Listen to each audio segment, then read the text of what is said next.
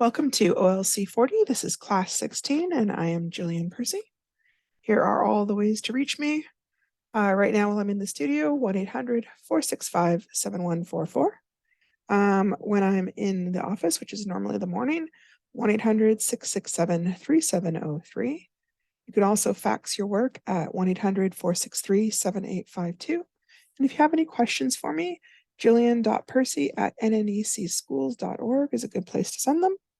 If you want to rewatch this recording, it will be on YouTube at capital G, capital P, ERCY, space, capital W, AHSA. Okay, so we're talking today about colons, semicolons, and the dash. It's the kind of things we see in writing all the time, but we don't necessarily use them all the time, so we're a little bit unsure, I find, about how to use them, which even I was kind of not so sure. So a colon is used for multiple reasons: to give emphasis, to present dialogue, to introduce lists or texts, and to clarify composition titles by like books and stuff like that. So here's an example for emphasis. He had only one goal, colon, the destruction of his enemies. It was her favorite holiday, colon, Christmas. The sound had haunted him throughout his dreams. The memory of her screams. In real life, we wouldn't say colon. I'm just trying to draw your attention to the colon, okay? It can also be used for dialogue. We saw this before when we were working on the play. You write the speaker's name, you follow it by a colon, and then what they're saying. This is really common in plays, but it also comes up in interviews or like podcast transcriptions where they want to make it clear who's talking. So for example, piggy number 1, and then you put a colon, and then you say the words, "No, you can't come in. Big bad wolf, colon, I'll huff and I'll puff and I'll blow the house down." Here, this is a selection of a question and answer interview with Chris Hadfield, who's a Canadian astronaut. And the question they gave him, they just put a Q to show question, colon, and then they got the question. What do you find scarier, launching a novel or launching into space? And then we've got A for his answer, and a colon. Things aren't scary, just sometimes people are scared. Things are just things. Some people are terrified by small spaces, and some people are terrified by big spaces.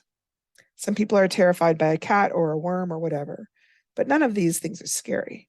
They might be dangerous, but whether you choose to be scared or not is personal. It can also be used to introduce a list or text or tabular material. If it is a proper noun or the start of a new sentence, then you would capitalize it. Otherwise, you generally would not. So here's one that's an example of a list, okay? Here's what you need to bring to summer camp: sunglasses, sunscreen, 5 pairs of shorts or pants, 5 t-shirts, 5 pairs of socks, 5 pairs of underwear, 2 pairs of shoes, 1 that can get wet, and then period. It also comes up with like, so here somebody's talking about Martin Luther King's speech, and they set off the difference between their sentence and the text they're introducing with the colon. So Martin Luther King's most famous speech is known for this section, colon, and then it gives the speech. "I have a dream that one day on the red hills of Georgia, the sons of former slaves and the sons of former slave owners will be able to sit down together at the table of brotherhood. I have a dream that one day even the state of Mississippi, a state sweltering with the heat of injustice, sweltering with the heat of oppression, will be transformed into an oasis of freedom and justice. I have a dream that my 4 little children will one day live in a nation where they will not be judged by the color of their skin, but by the content of their character. I have a dream today." They are also used with titles of books. So for example, up here you can see the big word computer, and here's kind of like a subheading, a history of the information machine. And if you're writing that, you put the colon between them to show the difference. Okay, so, oh, have I got this here? Okay. Try putting the colons where they belong. She knew he could be there for only one reason: murder. Well, that doesn't make a lot of sense because that's not how we talk. But there's, I think this one sounds like an emphasis one, like they want to emphasize the word murder. So before we say it, then we would put a colon there, right? Hero, I will never give up. Okay, because hero is dark, I'm going to assume that it is like a play and he's the guy talking. And I'm going to put a colon there. And then his words are, I will never give up. Number 3, she found an old journal in the attic. When she opened it up, she read, I had the most wonderful day, and it is all because of Peter. I can't wait to see him again. All right, so where does the colon go there? Well, here's the text she's setting off, and here's her sentence, and it just kind of ends, which it wouldn't. We need to put a colon there. Otherwise, it just looks like you forgot to put a period, okay?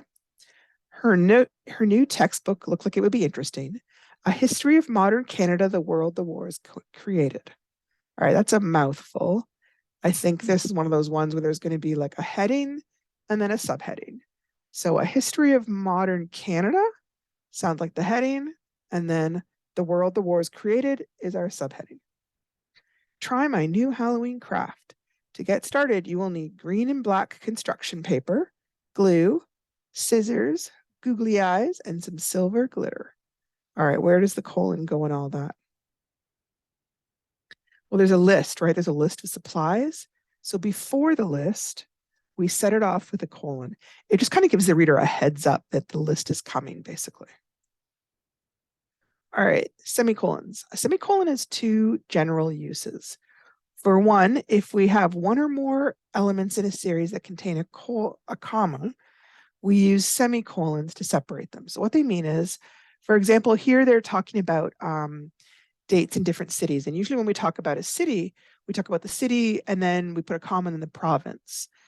If I then put another comma, it sounds as if I'm talking about like 6 different places instead of just one. So the concert dates this month will be in major cities across Canada: Toronto, Ontario, semicolon, Winnipeg, Manitoba, semicolon, Montreal, Quebec, semicolon, and Regina, Saskatchewan. And you can see we do make sure we put the semicolon right before the and, okay? 2 closely related sentences. So these have to be 2 sentences that could stand on their own without a semicolon, okay? It's where you might want to use a period, but you might also want to demonstrate a relationship between 2 complete sentences. So, for example, good grades are integral to student success, semicolon. A strong support network is also important. So they're connecting these 2 ideas by using a semicolon. In general, these days, I find in modern times, people are far more likely to use a conjunction than a semicolon. Doesn't mean you cannot use semicolons. By all means, feel free to experiment with them if you want, but it's just that's why we don't usually see them as much, I think. So here we have some sentences that need some semicolons, and where do we put them? Number 1 says, he had waited all his life for this moment. His triumph was finally here. Okay, so this sounds like a mouthful, which makes me think it's 2 sentences that we need to split up with a semicolon. So I want to see where the first sentence would end. He had waited all his life for this moment. Okay, so there's your end of your sentence, which is where I will then put the semicolon. And then just to check, his triumph was finally here. That could stand on its own, but they're trying to link those 2 ideas. We are touring in several cities: Detroit, Michigan, Chicago, Illinois, and Cincinnati, Ohio. And you can see the way I read it, it sounds like Detroit's one city and Michigan's another. So here we're going to add a semicolon to indicate Detroit, Michigan is one place, Chicago, Illinois is another place, and then Cincinnati, Ohio. Being an Olympian requires total dedication. Every moment is scheduled and planned in order to get the most out of every day. All right, that's another sentence that seems like a mouthful, which makes me think that maybe it needs a semicolon to split up a run-on sentence. So, being an Olympian requires total dedication. That sounds like the end of a first sentence. Every moment is scheduled and planned in order to get the most out of every day. And there's your second sentence. And they're connecting to the 2 thoughts. The total dedication, what does it require? That every moment be planned. Number 4, she looked at her calendar to see what was available. Monday, September 18th, Tuesday, October 17th, Monday, October 30th, and Tuesday, November 14th were all that were left. And I find it's almost impossible to read this without putting the pauses where you know they want to go. And that it may be kind of a hint where the semicolons should be going to. Monday, September 18th. That's one date. So I need to put a semicolon there to show that that date is over. Tuesday, October 17th, semicolon, that's our second date. Monday, I forgot to put a comma there. Monday, October 30, or 30th, semicolon. And Tuesday, comma, November 14th were all that were left. I'm not putting a semicolon here because we're back into the regular sentence now. A quick video on, see if it'll come up. It's everything you wished for. Your site traffic is skyrocketing until this happened.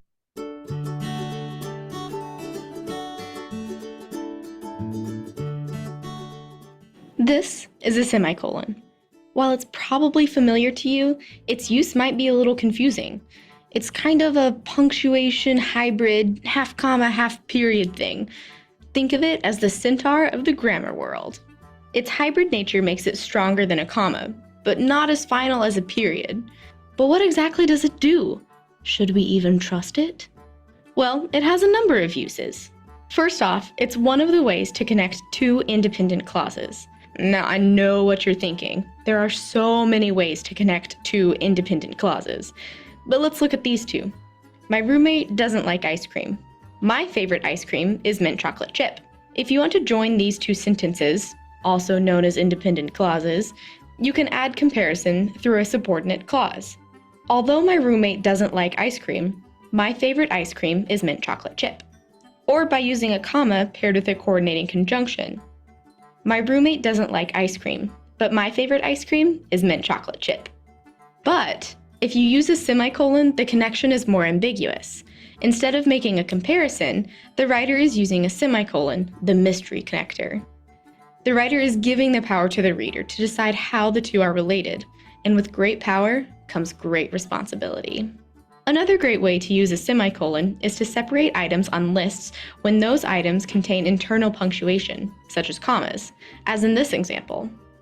I have lived in Chicago, Illinois, Miami, Florida, New Orleans, Louisiana, and College Station, Texas. Moving is the worst.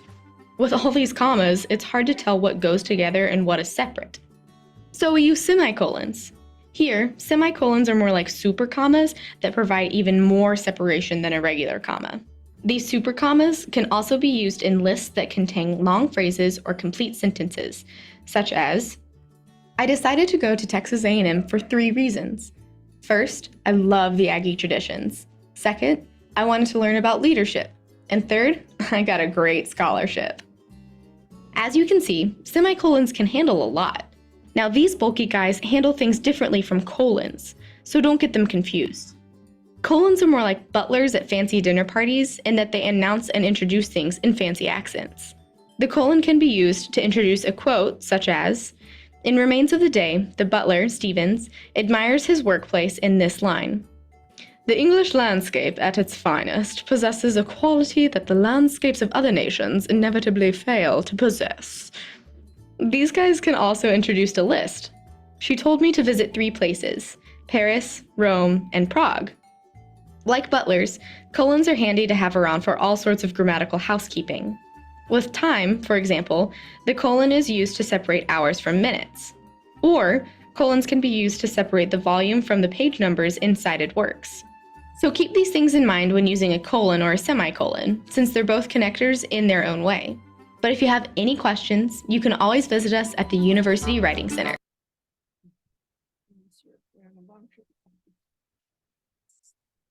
Okay. One more thing, because they're kind of very similar, is dashes. How should dashes be used to define a word? So how can we use dashes within a sentence? How should dashes be used? One, they can be used to define a word. So for example, reconciliation, the definition is the restoring of friendly relationships. Number 2, to provide further explanation or a summary of the material that comes before the dash.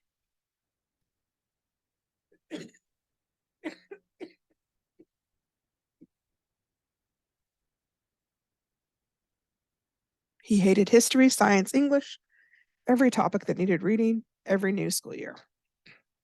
To introduce a short list within a sentence. His mom had bought everything.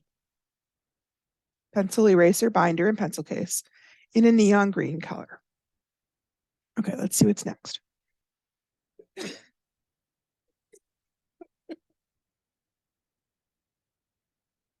Okay, let's think about where to put the dashes here.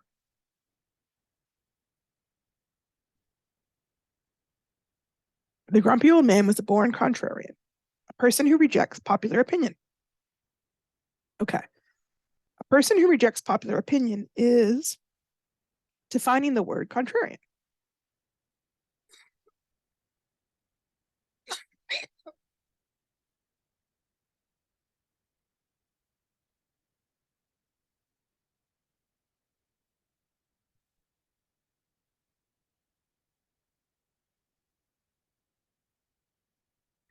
There had been so many failed business attempts, the t-shirt shop, the newsstand, the restaurant, the bookstore, that he no longer had any hope he could succeed.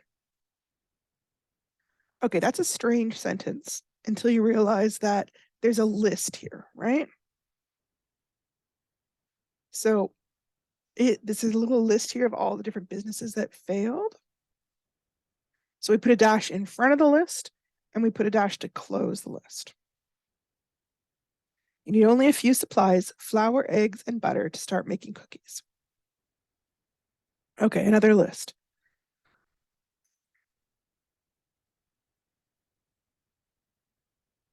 Okay. So dashes are not as hard as they look. I will point out in just kind of like casual writing, when we're writing messages back and forth, we will sometimes put dashes kind of instead of periods. But in academic writing, you wouldn't do that, okay? All right, assignment 31. This is a journal entry on the use of visuals. It's worth 10 marks. The last few lessons, we've been focusing on visuals. I want you to use this opportunity to describe in a paragraph, which has at least 6 or 7 sentences, what you think the use of visuals is all about and why we've spent some time on it. We know that they add to our understanding of material and also to make the material we are going through more interesting with some variety. In your paragraph, also include some examples of visuals used and where we often see them. So just thinking back to some of the visuals we've talked about graphs, we've talked about, maps, we talked about tables and charts, we've talked about photographs, diagrams, all sorts of visuals. If you're not remembering, if you check back in Unit 2, you will see some examples, okay? Don't forget that we need to use the paragraph outline, okay? We always kind of use this structure, okay? We have a main topic sentence. We give like 4 or 5 details, and then we have a concluding sentence on the use of visuals. Why do we use visuals in written information? This is kind of just a prompt. Why bother?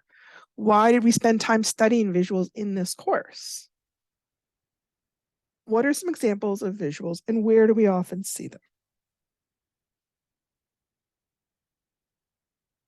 All right, after you finish that, we're going to move on to lesson 12. Lesson 12 is called It's Not Just What You Say, It's How You Say It. And overall, all the assignments in this lesson equal 39 marks total, okay? As you've probably noticed throughout this course, knowing your purpose and audience before you start writing helps you choose the specific form, tone, and level of language you will use in your assignments. It also helps you determine the style of your writing. For example, your journal entries are reflections that you write for your teacher and yourself. Their purpose is to monitor the growth of your literacy skills and to see how you're doing in relation to any goals you set in Journal 1. The journal entries contain personal thoughts and feelings, and your tone is casual, like you were just talking to your teacher out loud. On the other hand, when you wrote your news report, you used the form of a news report, and your writing was not as personal. In fact, when you wrote your news report, you left all thoughts and feelings out, or should have, and just concentrated on the facts, even if they were facts that we made up. Your tone was different too.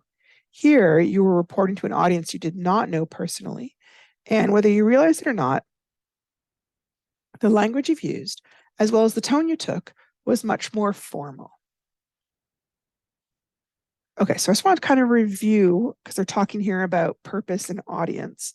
So there is generally three main types of purpose in any kind of writing. The first main goal is to entertain. That's the goal of most fiction, okay? Number two is to inform, simply to tell people about something or about how to do something. And this can be the goal of informational writing, public service posters and announcements, newspaper and magazine articles, recipe writing, craft writing. And then third, to persuade. Persuade can be a component of informational writing, as well as things like opinion columns, letter writing, advertising, reviews, and sometimes even fiction can be written with a view to persuade. The author may have an opinion on an event or an action that they want you to share, or to take a certain kind of to do something after you've read it. Specific goals. So certain texts might have more specific goals, but regardless, the goals will still always fall into one of these three overall categories as well. So for example, you're writing a cover letter for a job you're interested in. Okay, your specific purpose is to get a job, but that falls into the larger category of persuasion. You're trying to persuade the person to hire you. What about these? You're writing a recipe down for a friend who wants to make your chocolate chip cookies. Okay, well, are you trying to entertain them? No. Are you trying to inform them? Yeah, basically. You are writing a funny story for a nephew who you are trying to cheer up. Okay. Are we trying to persuade them of anything? No. Are we trying to teach them anything? No. All we're doing is entertaining the nephew at this point. You are writing down the steps for how to fix the toilet for your neighbor across the hall. Okay, so this is, we're not trying to persuade them to do anything. We're not trying to entertain them. We're again doing information. I realize now as I'm looking at these, I didn't include one for persuading. Let's say you wrote a letter to your landlord trying to convince them to give you an extra week to pay your rent. Then you might be trying to persuade them, okay? Different types of audiences. Audience comes up in all sorts of writing. You hear about it a lot when you're doing advertising or any kind of persuasive writing, because that often is where people are wanting someone to take a specific action, and what you want them to do and what they may be willing to do is going to really depend a lot on the audience. So there are some big ways that we can describe audiences: age, gender, income, race, nationality, education, and religion. There's also smaller categories, right? Enjoying a specific activity or hobby, having similar illnesses or diseases, owning similar possessions or wanting to own them, doing a similar job or profession, living in a certain region or a city, having or wanting a certain lifestyle, for example, van life, eating or drinking certain kinds of foods or beverages, and having gone through similar experiences, like did you survive the Katrina hurricane? Just kind of trying to talk about what I mean. Like, there are whole magazines just devoted to activities like cycling or biking or weightlifting, or hobbies like hunting, quilting, scrapbooking, all those kind of things. Having similar illnesses or diseases. Again, there are whole websites that are just like, hey, I have, multiple sclerosis. Here is how I deal with it. And the entire blog is her writing about her experiences. And the people that are reading it often have similar diseases, or maybe friends who have those diseases, and they're reading to get comfort or to inform them or whatever, right? Owning similar possessions. Maybe you're reading car magazines and you don't have the car, but you're wanting to buy a certain car, doing a similar job or profession.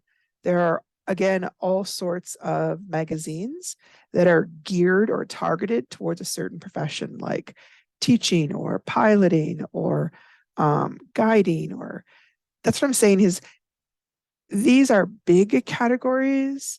Like age would be an issue. Like if you're trying to get somebody interested in the latest new boy band and they're all a bunch of 17-year-olds, you're probably not aiming your message towards your 75-year-old grandma, right? So these things all depend because different people are interested in different things. There is always a little bit of generalization or stereotyping in this. There's no real way around that if you're going to target to anybody at all, but you do have to be mindful of it when you're creating your messages or doing your writing. You can also be targeting towards an extremely specific audience of like one or two for certain kinds of writing. Like you're doing a cover letter because there is one specific boss you're trying to get a job with, or you need to get an extension on when your essay is due. And so you're writing a letter to a very specific professor. Maybe you're writing a love letter to a certain girl who you want to get closer to. Maybe you're creating a wedding toast for a friend.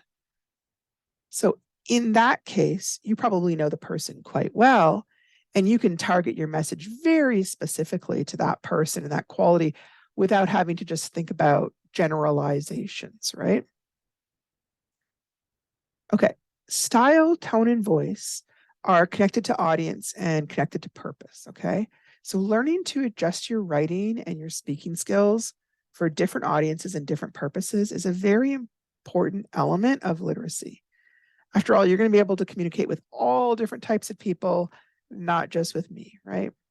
For this reason, we're going to take a close look at form, style, tone, and language level and see how it relates to the purpose of communication, whether it's asking to speak to a friend on the phone or responding to a personal question asked in a job interview, as well as the intended audience. For example, the chief of your First Nation, a police officer, or your best buddy, right? So like a common question that gets asked in a job interview is like, what do you think are your weaknesses? And it's kind of a trick question, right? Well, how you would answer that in a job interview might be pretty different than how you would answer it if like your best friend asks you, and might be different than how you might answer if, say, a girl you kind of like is asking you that. So we change what we say and how we say it depending on who we're talking to and what our purpose for talking is, or writing, of course. Style, voice, and tone in writing express the attitude of a writer at that moment and in relation to a particular subject and audience. Students often confuse writing style with some vague sense of personal style or personality.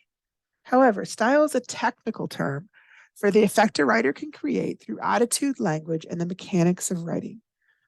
If the writing reflects a consistent choice of pattern, then it's perceived as having a coherent and harmonious, that's a bit confusing, the style supports the content. The writer's purpose and style clearly have a cause and effect relationship.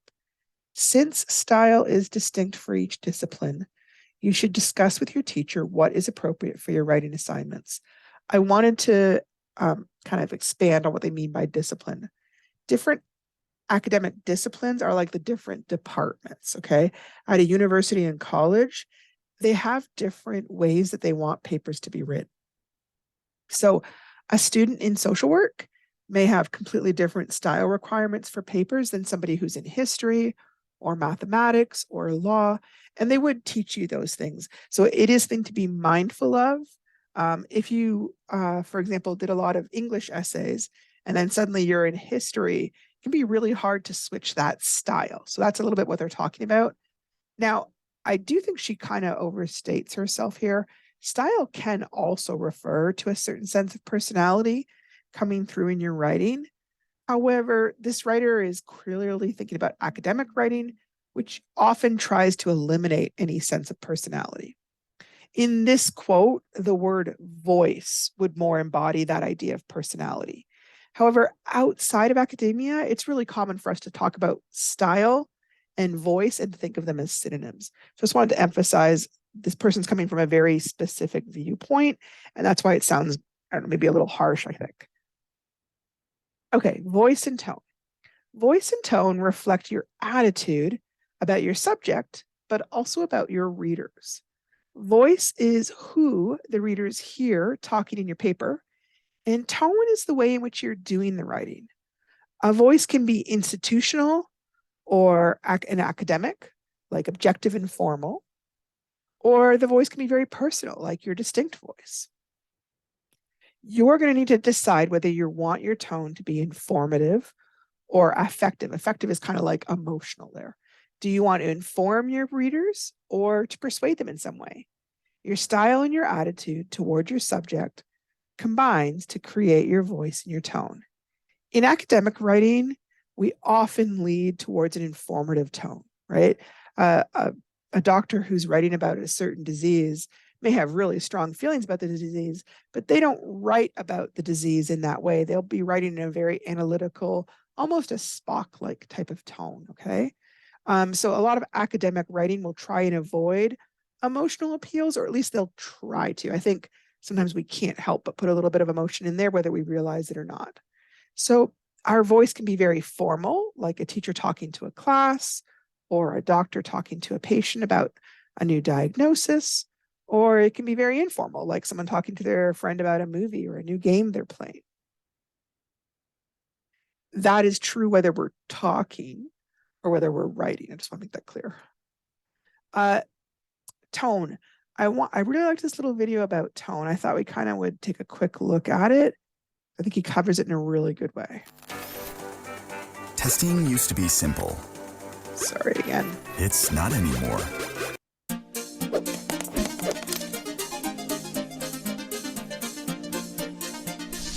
You've probably heard someone excuse away a rude email or text by saying something like, well, tone is hard to read in text. But in reality, with a well-constructed sentence, that's not true. Writers have been imparting tone into their sentences since the written word began. The difference is that people focus on it less these days, likely because everyone's in such a hurry. But truth be told, it takes more time to go back and explain what you actually meant in that rushed email than it would have to write the sentence carefully with tone in mind in the first place. To that purpose, today we'll talk about what tone is and some tips and tricks for imparting a purposeful tone into your writing. So, what is tone? Tone is how attitude and emotion are expressed in writing. Different tones are used for different audiences, and different tones are necessary to impart what you, as the author, are trying to communicate. These two counterparts, author and audience, work together to create and interpret tone. Let's talk about how to do that. As a writer, you first need to think about how you feel about the subject you're writing about. What are you trying to accomplish? Are you writing a scholarly article where you're trying to impart authenticity and professionalism? Are you writing a persuasive editorial where you're trying to impart passion about a topic? Are you writing a memo to your boss or your team about the details of a product? Or are you writing a creative piece where you want your character's emotions to come through loud and clear?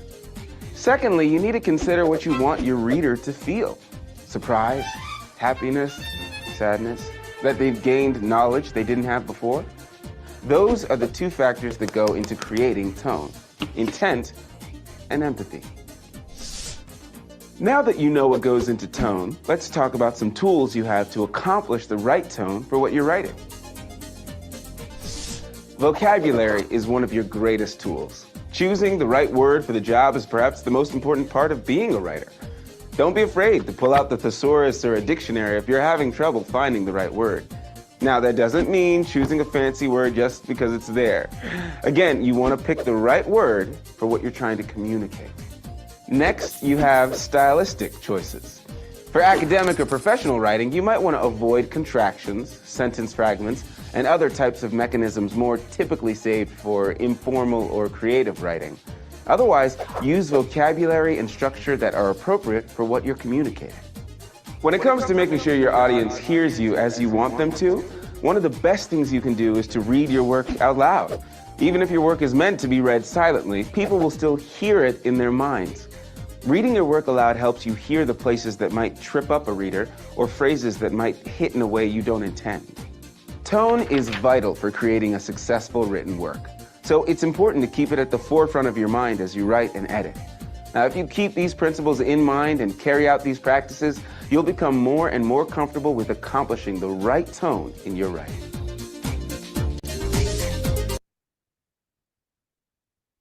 Okay, so I thought this was really important. I think nowadays, too, one reason why we sometimes have trouble with tone is I think we've gotten really used to using emojis to convey our emotion or to convey our tone or to show that we're being sarcastic, right? Whereas before, we kind of just relied on the words. We're sort of using that visual to convey a little bit of our tone. And then when you go to do academic writing for school, that's taken away. And people could be a bit of a loss because it's such a different type of writing when you don't have that particular tool. Okay, so I wanted to talk about this a little bit too. Why is tone important in a story? Tone helps to engage with your target audience and elicit a particular feeling and emotion in the reader. In business writing, a more formal tone can help you present an organized, confident attitude. In storytelling, a casual or playful tone can help you bring your reader closer to your characters. Because the reader can't see the writer's facial expression or their body language when they're conveying an idea, the author's word choice in their writing style is essential. You can also choose a certain tone to help underline your story's theme. For example, a tragedy might favor a melancholy and introspective tone, while a romantic comedy might favor cheerful and humorous tones. By mindfully choosing the right tone for your story, you can gently encourage the reader to feel and experience your story in a certain way. This is true not just with stories, it's true with any kind of writing, okay? The type of relationship you want to have with your reader and the type of relationship your characters will have with each other will inform the different tones you use throughout your narrative. Here are some of the most common tone words you'll see across literature. Cheerful. I can't wait to get to the party. Pessimistic. Oh, this party's going to be a disaster. Hopeful. This party could change everything for me. Optimistic. We're going to have a great time and absolutely nothing will go wrong. Melancholy. I remember the parties of my younger days. Things were simpler then. Arrogant. Oh, I hope they realize how lucky they are to have me on their guest list. Reverential. Being included tonight is an incredible honor. Fearful. But what if I make a fool of myself and nobody likes me? Humorous. It's not a party, it's a poolside bacchanalia. Impersonal. It's just something to do, I guess. Desperate. I need to make this party count. Persuasive. Don't worry, a fun night out is exactly what you need. Inspirational. Sometimes all it takes is one magical night to turn your life around. So which tones do you recognize from your own writing style? And again, it's important to know not only as a writer, but as a reader. Okay. So assignment 32 talks about subject, audience, and purpose. And this one's worth 10 marks. A writer must ask himself or herself 3 questions before beginning to write. What is my subject? Who is my audience? And what is my purpose? The subject. This is the topic of the written work. There are as many things to write about as there are people to write. Once you decide on a subject, you have to narrow it down to make it manageable and less scary. The more specific the topic, the more precise the writing, and that is what you want. For example, snowmobiles, something Jimmy might be interested in writing about in Jimmy Comes Home, is actually a huge subject. There are literally hundreds of things you could say or write about snowmobiles. Even if you narrowed it down to like Arctic cat snowmobiles, it's still way too general.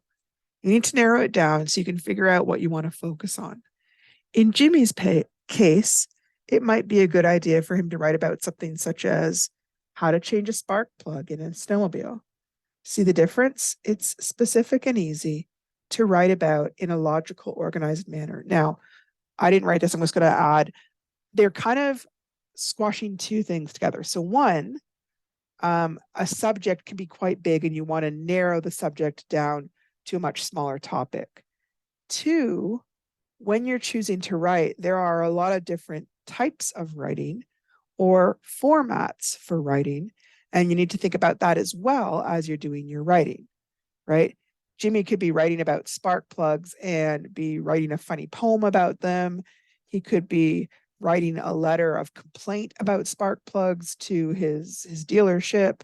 He could be teaching somebody how to change a spark plug. He could be writing up the technological specs for how to create a spark plug in a factory. So that there's different types of writing. So when you're doing this, think about that as well, because it does affect things a little bit. So here's the question, then I'll do kind of an example. So assignment 32 is complete the following exercises. Choose 2 of the general topics below, and for each of those 2 topics, create 2 specific subjects that someone could use to write a paragraph for each one. So I want you to keep in mind, there are different types of paragraphs, right? You could have a narrative paragraph where you tell a story. You could have a procedural paragraph where you tell somebody how to do something. You could write a descriptive paragraph where you're describing something, or you could write a persuasive paragraph where you're trying to convince somebody to do something. So it being a paragraph, you still have different types of writing, okay? There's also 2 blanks at the bottom in case you want to list a topic of your own and then create some specific subjects for that. Moose hunting, powwows, hockey, children's clothing, Native Canadian culture, or fishing, or your choice. So here's an example of what I came up with. I did not use these ones. I used my own examples. So let's say I want to talk about teaching, which is a huge topic. There's so much to say. Remember, I'm only writing a paragraph. So I could write 5 tips for teaching high school audience English. My audience would be other teachers.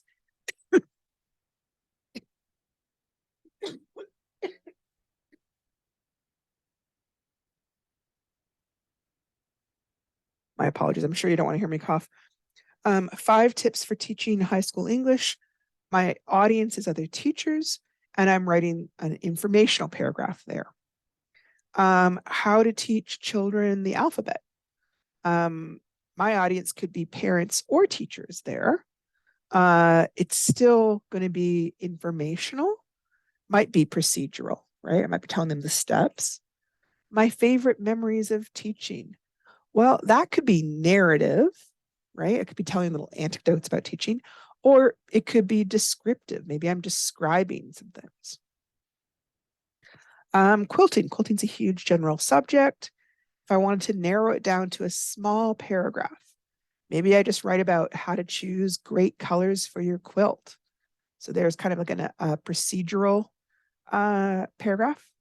6 ways to show off your quilts around your house. That would also be, I would think, procedural, but it might include a lot of description, right? Quilt shop tour highlights. That could be narrative if I would describe everything chronologically, or it could be descriptive if I want to describe each shop with a lot of detail. So you have to think about your topic, but also the style of writing. Okay, so I'm going to kind of quickly mention right here, because I think that wasn't maybe really clear, is that there are different types of paragraphs. Having said that, do we actually have to write the paragraph? I don't think we do. You don't. So I won't go into that. We'll just go on to the next one. The audience. This is the person or people who are going to read your writing. Thinking about your audience will also help you figure out the content or what you're going to write about, language, which is the words you use, and tone, which is how you use those words. When we speak, we naturally modify or change what we talk about and how we talk about it according to our partners in conversation, which we've talked already about, our audience. so that we can get the most out of what we're talking about and make everyone feel comfortable and included, most of the time anyways. So use your understanding of audience to give the same message to these different people, okay? There's no choosing this time. You have to do a sentence for each audience type, okay? So here's your audience types: your teacher, an aunt or an uncle, your best friend. Now, the message you want to send them is that you don't feel well and you will not be attending classes today. But you can't just write that same sentence for each one, right?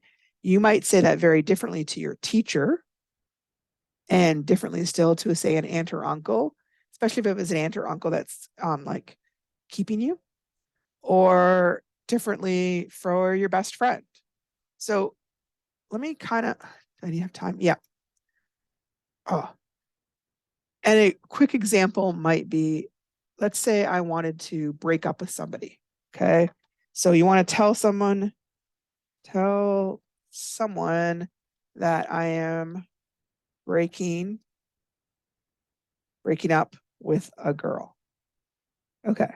Well, if I was talking to my mom, right, or my dad, I might tell them one way. Maybe I was like, oh, like, Mom, I feel bad, but I think it is time to stop seeing, I'm going to call her Martha. I don't know what else to call her here. Martha. Okay. If I was talking to maybe my best friend, right?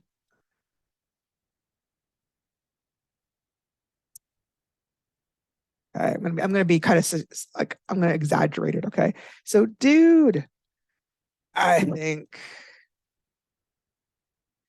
think me and Martha are through. I am just fed up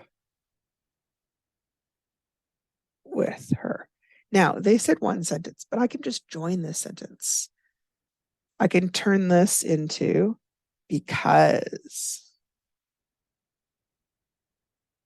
Now, let's say I was talking to the girl herself, probably not going to say it the same way, right? How would I say that? Honey, I really care about you, but I feel like it may be time for us to see other people.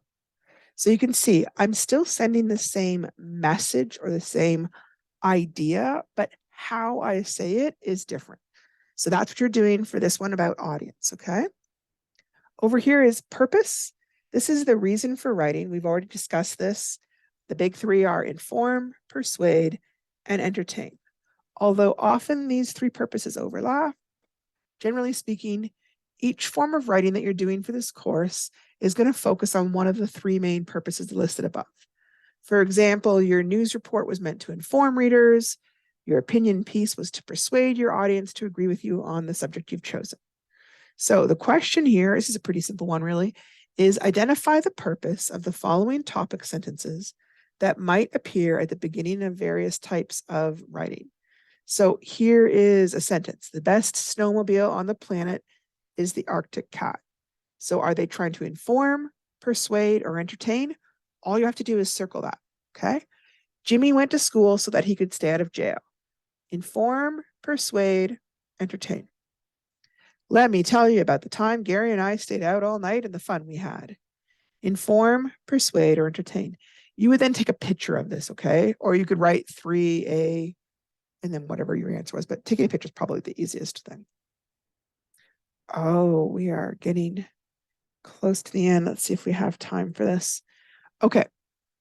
That's it for assignments. We're kind of trying to get through our novel because next week I think we have to be through chapter 9 to be able to finish a particular assignment. So this is chapter 7 and it's called Chance. So Teresa goes to Jimmy's place to talk to his grandmother, Martha. She wants to know why Jimmy isn't talking to her. She's also kind of upset that he isn't coming to see the baby. His grandmother says that she's tried to talk to him about this as well. And she tells Teresa that Jimmy stops talking and either goes to his room or goes out to his snowmobile and drives off for the day whenever she's tried talking to him about this. Jimmy's grandmother tells Teresa that she'd be happy to babysit if she needs someone to help her with the baby. Teresa's kind of depressed by this conversation, but basically the grandma doesn't have any answers either, okay? Later on, Teresa decides she's just going to take the baby over to his house so he can't avoid them anymore. Jimmy gets kind of upset when he sees them at his house. He tries to leave, but his grandmother insists that he show respect, and so he stays and sort of talks to Teresa. Grandma goes away to the store to try and give them privacy. They try to talk about why Jimmy isn't talking to Teresa, but the conversation really doesn't go very well. Teresa finally ends up leaving. Grandma comes back with some pizza. While they're eating, his friend Ken comes over, and Grandma invites him to supper, but Ken refuses because he wants to talk to Jimmy alone. And Grandma immediately was like, oh, well, I know why you don't want to talk around me. It's because you're talking about bad stuff, right? Which is basically true. Ken has been sent by Gary and Wayne to tell Jimmy about the trip to Thompson for drugs. They are going to wait at the cabin for 2 hours, but then they're going to go on without him. Jimmy thinks this whole thing is a bad idea, not just because of the cops, but also because the ice is really thin. They're planning to go across the ice. So he goes to the meeting to talk to the guys, but only because he wants to convince them not to go. They get really mad at him. They go anyways. They really look down on him and say some nasty things for not coming. Jimmy just has a really bad feeling in his gut about all of this. And then finally, near the end of the chapter, Quintel, the teacher, gets him to stay after school the next day. And they talk about all the stuff that's going on with Teresa, a little bit with Gary, not like the whole details, but she tries to encourage him that there's hope for him and for his community. And he just feels really skeptical about the whole thing and very angry, feels very cynical about his future. She also is really trying to encourage him to go visit his son and to think about what his son might need rather than just think about what he needs. So it ends with him being really glad that he talked to her. They hug, and the chapter kind of ends there with us not really knowing about what's going to happen next. So if you get finished there, if you could try and read chapter 8, we'll try and talk about chapter 8 either tomorrow or Thursday so that we're on track for having chapter 9 done by next week. All right. Thank you so much for talking or coming and listening today. And hopefully I'll have a chance to talk to you guys tomorrow. Thank you so much for coming.